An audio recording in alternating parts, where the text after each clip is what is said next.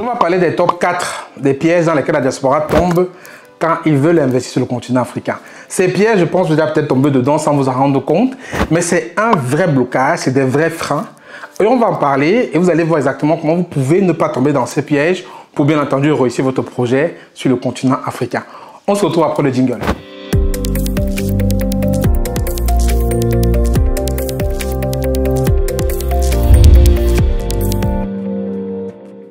Bonjour à toi, je suis Franck Aigné. Bienvenue sur ma chaîne. Ici, je parle entrepreneuriat, investissement, business. Et j'accompagne en fait la diaspora et ceux qui sont en Afrique pour pouvoir réussir leur business et bien entendu acquérir la liberté financière.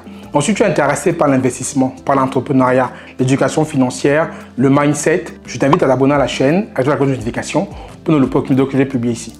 Et aussi, tu sais, les règles sur la chaîne, c'est très simple en fait. Quand une vidéo te plaît, tu as deux choses à faire. Tu likes, tu partages, tu commentes, c'est plutôt 3 choses. Donc ça ne te prend pas 5 secondes. Fais-le maintenant. Si ce n'est pas encore le cas, si tu n'es pas encore abonné, parce qu'il y a 85% des gens qui suivent mes vidéos qui ne sont pas encore abonnés. Donc si tu fais partie des 85%, je t'invite à t'abonner pour nous encourager. Et laisse un commentaire aussi lorsqu'une vidéo te plaît pour donner ton avis, pour participer un peu ou simplement pour nous encourager pour qu'on puisse produire des contenus comme ceci. Aujourd'hui, en fait, je vais parler des 4 pièges dans lesquels la diaspora tombe quand ils veulent investir sur le continent africain. Ces 4 pièges sont des pièges qui sont vraiment, je dirais pour certains, mortifères parce que ça peut vous causer beaucoup de dégâts. Ça peut vous causer beaucoup de pertes. Ça peut vous causer beaucoup de douleurs. Donc, je vous invite vraiment à écouter jusqu'au bout parce que le 4e piège, je pense que c'est celui qui est le plus courant et les gens tombent dedans sans s'en rendre compte. Mais avant ça, vous savez, il y a des cadeaux gratuits qu'il y a sur la chaîne. Il y a des e-books qui sont gratuits que vous pouvez télécharger en dessous. Il y a l'e-book où je donne mes conseils pour ceux qui veulent rentrer ou investir sur le continent africain. Il y a d'autres e-books qui sont très intéressants que vous pouvez télécharger. Et il y a une formation qui est offerte en fait sur l'éducation financière que je vous donne aussi, que vous pouvez regarder. Tous ces liens sont en dessous de la vidéo. Allez-y, c'est gratuit, c'est offert, c'est pour vous, pour que vous puissiez cultiver votre mindset. Maintenant, quand on vient à la première erreur que les diasporas font, c'est que quand ils veulent investir sur le continent africain, ils pensent que c'est la vengeance. C'est vrai. Les gens en investissant pensent qu'ils vont venir investir. Moi, j'appelle ça le syndrome du diasporien. Vous allez voir quelqu'un qui a passé 15 ans hors d'Afrique, hors de son pays d'origine. 15 ans, il ne connaît même pas comment ça a évolué, il ne connaît pas comment ça a changé, il ne connaît pas les mentalités qu'il y a sur place. Mais le jour qu'il veut investir, tout de suite, il arrive à prendre 10 hectares de terre pour pouvoir faire son projet. Ça ne marche pas comme ça. Tu ne peux pas aujourd'hui ne pas être déconnecté de la réalité et venir investir par vengeance. Tu te venges contre personne. Tu n'as rien à prouver à personne. Vas-y à ton rythme doucement et investis à ton rythme. Commence petit et grandis. Mais c'est que la diaspora aujourd'hui, il y a des personnes qui viennent tout de suite, ils vont investir 10 hectares, ils vont acheter 20 voitures taxis, ils vont construire 4 immeubles et tous ceux qui font ça se plantent complètement. Donc, il faut d'abord de 1, rester connecté avec l'environnement. Il ne faut pas complètement se couper de l'environnement. Mais si tu t'es coupé et que tu veux investir, commence doucement. Commence doucement, apprends les mentalités, apprends comment faire le business sur place, crée tes relations, crée ton réseau et grandis avec ça au fur et à mesure, tu verras que tu vas réussir. Mais beaucoup de personnes n'ont pas cette capacité de faire ça. Ils vont arriver tout de suite, pif, ils vont dire qu'ils vont tout faire. C'est ça qu'on appelle le syndrome du diasporien et ne tombez pas dans ce syndrome-là. Le deuxième piège, en fait, dans lequel les gars de la diaspora tombent, c'est ce qu'on appelle l'éducation financière. Les gens, en fait, ont beaucoup d'erreurs. J'étais encore en Allemagne il y a 10 jours pour une conférence et quelqu'un est venu me dire qu'il a épargné 6 000 € et qu'il veut tout investir dans un projet en Afrique. Je lui ai dit qu'il manque d'éducation financière en fait.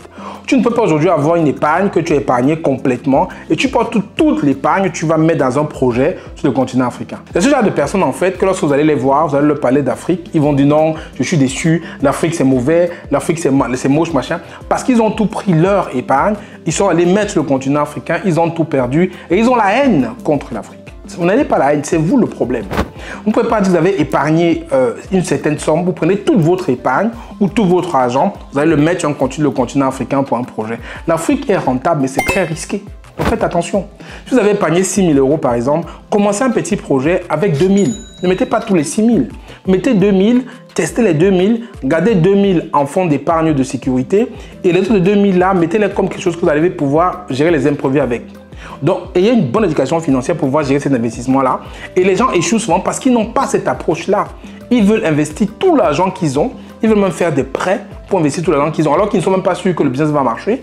Et derrière, quand ça échoue, ils accusent la grand-mère, ils accusent le grand-père, ils accusent le sorcier du village. Ce n'est pas ça, c'est vous le problème.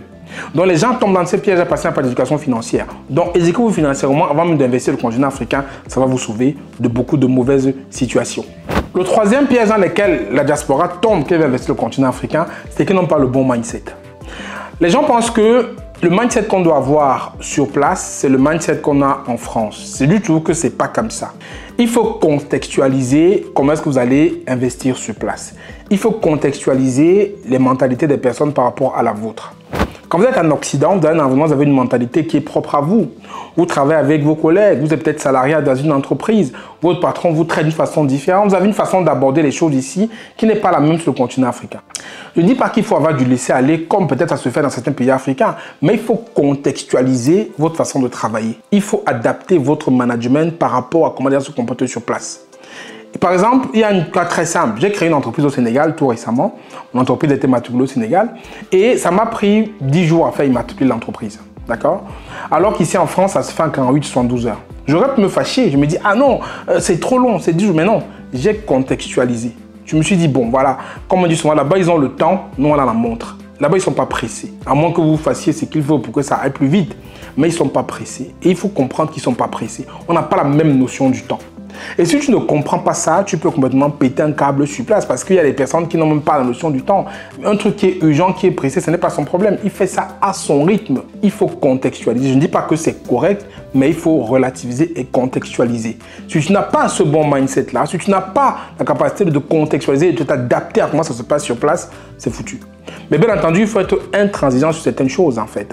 Intransigeant sur la discipline, intransigeant sur le respect des clients, intransigeant sur comment tu gères tes équipes. Il faut être intransigeant dessus parce que ce qu'on apprend ici en Occident, quand même, il y a quelque chose de bien qu'on peut dupliquer là-bas. Mais en général, il faut contextualiser et avoir le bon mindset pour pouvoir naviguer dans ce segment, dans ce secteur-là, dans cet environnement, sinon c'est fichu.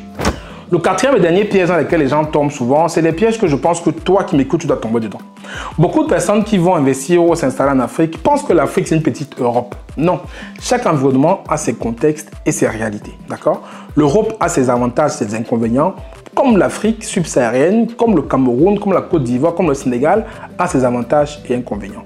Et ne va pas encore au Sénégal, tu critiques le Sénégal, tu critiques le Cameroun, il n'y a pas de route, il n'y a pas la santé, il n'y a pas ceci, il n'y a pas Internet, il n'y a pas l'électricité. Oui, c'est le contexte qui est comme ça. Mais derrière, tu as d'autres avantages que tu vas récupérer. Peut-être tu vas manger de la bonne nourriture, peut-être tu vas retrouver la famille, peut-être tu vas te distraire facilement, peut-être tu vas pouvoir avoir, je ne sais pas, 4 ménagères chez toi. Donc c'est pour dire en fait que ne critique pas forcément, contextualise. Et l'Afrique subsaharienne, ce n'est pas la petite Europe. L'Europe a son contexte et l'Afrique a son contexte. Chaque côté a ses avantages et inconvénients, ses qualités et ses défauts, et ne passe pas ton temps à comparer. Ceux qui comparent souvent m'énervent en fait. Ce n'est pas la peine de comparer. Ne compare pas. Tu ne vas jamais avoir ce que tu as en France, au Cameroun ou en Côte d'Ivoire, et tu n'auras jamais pareil ce que tu as en Côte d'Ivoire en France. En fait, c'est deux animaux complètement différents. Donc retiens ceci, que l'Afrique subsaharienne, ce n'est pas une petite Europe, et que si tu veux vraiment réussir là-bas, tu dois t'adapter et comprendre qu'il y a des avantages, il y a des inconvénients, il y a des qualités, il y a des défauts, et tu vas que tu t'en sentiras beaucoup mieux. Voilà un peu les 4 pièges que je peux te donner aujourd'hui, dans lesquels j'espère que tu ne tomberas pas et que tu pourras facilement t'installer et investir le continent africain. S'il y a d'autres pièges auxquels tu penses dont je n'ai pas parlé, mets-les en commentaire pour enrichir la communauté. Et n'oublie pas de t'abonner, de liker la vidéo et bien entendu me rejoindre sur mes différents réseaux si ce n'est pas encore le cas. C'était Franck Kenya, j'espère que la vidéo t'a plu. À très bientôt dans la prochaine vidéo. D'ici là, prends soin de toi. Ciao, ciao.